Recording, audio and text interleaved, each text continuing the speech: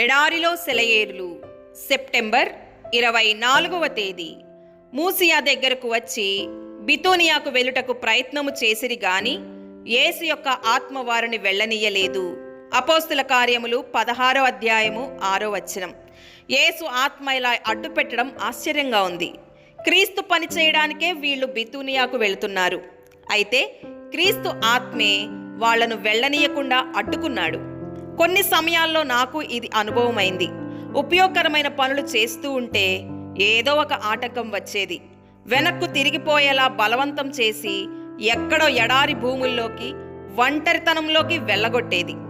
ఆత్మ సంబంధమైన సేవలో ఉత్సాహంగా చేసుకుపోతున్న పనిని విడిచిపెట్టి వెనక్కు తిరగవలసి రావడం చాలా బాధాకరంగా ఉంటుంది. అయితే ఆత్మ సంబంధమైన పని చేయడం ఒక్కటే కాదు, వేచి ఉండడం కూడా సేవించడమే అని గుర్తు చేసుకున్నాను. దేవుని రాజ్యంలో ఒళ్ళు వంచి పని చేయడానికి సమయం ఉంది. పని మానుకొని కనిపెట్టవలసిన సమయం కూడా ఉంది. కొంతకాలం ఏకాంతంలోకి వెళ్ళడం అనేది మానవ జీవితంలో అత్యంత ఉపయోగకరమైనదని అర్థం చేసుకోవాలి. నాకు ప్రియమైన ఎన్నో బితూనియలను నేను దర్శించకుండా వదలవలసి వచ్చిన దాన్ని బట్టి దేవునికి కృతజ్ఞతలు చెప్పడం నేర్చుకున్నాను.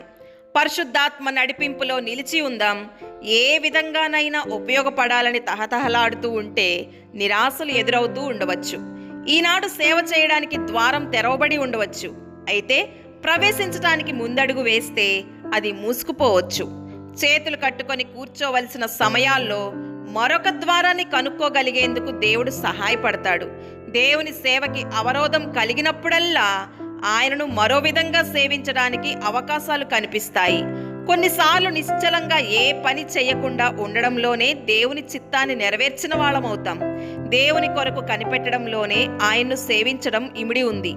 ఆత్మ నన్ను వెళ్ళవద్దని అడ్డగించినప్పుడు నేనేమి అభ్యంతరాలు చెప్పను. దేవుని నడిపింపు అర్థం కానప్పుడు, ఏ పని లేకుండా కాలం గడిచినప్పుడు నాకు ఉద్బోధించే మెల్లని స్వరాన్ని వింటాను. దేవుడు నమ్మదగినవాడు, కేవలం వేచి ఉంటాను. దేవుడి మాటలను దీవించునుగాక. ఆమేన్.